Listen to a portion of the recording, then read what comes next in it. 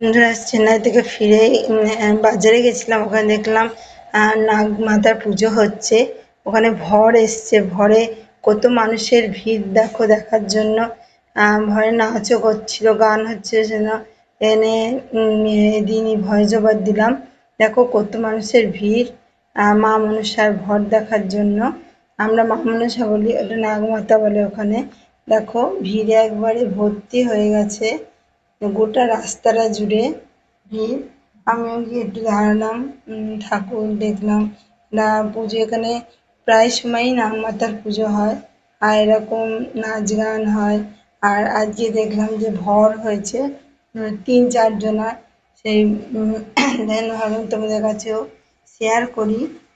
এখানে এসে যা যা দেখছি যা যা করছি, যতটা পারছি ততটাই শেয়ার করছি। তোমরা দেখে বলবে কেমন লাগছে। যে এদের হয়েছে ভর আর 3-4 জনের মতো। ও চুল ধরে টানছে, তারপর নাচ করছে। এই যে হাত তুলে যে নাচ করছে দেখতে পাচ্ছ, ওনার আরতি। হাই বন্ধুরা, তোমরা সবাই কেমন আছো? আশা করছি ভালো আছো। আমিও খুব ভালো আছি। Welcome to Bengali blogger Sonali. Welcome একটা নতুন ভিডিও নিয়ে। এখানে দেখো নাগমাতার ভর হয়েছে 4 জনা। এই যে নাচ করছে, এরা ভরে এতে নাচ করছে। কত মানুষের ভিড় দেখো, পুরো রাস্তা জুড়ে মানুষের ভিড়। আর আমরা যাই দেখছিলাম, বেশ ভালো লাগছিল। যে কোনো নতুনত্ব জিনিস দেখি তোমাদের কাছে শেয়ার করি। তোমরা কমেন্টে জানাবে কেমন লাগছে। আর ভেতরে আমার পুজো হয়েছে।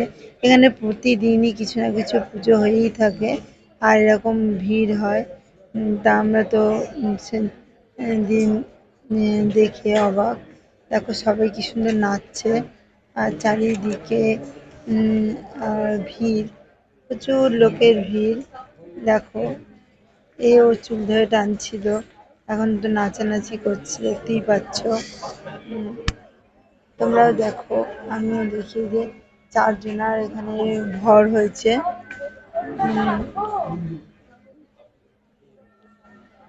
4 জনার ভর। চারিদিকে দেখো লাইটিং আর ঠাকুর মন্দির। তোমাদের কেমন লাগছে অবশ্যই কমেন্টে জানাতে ভুলো না।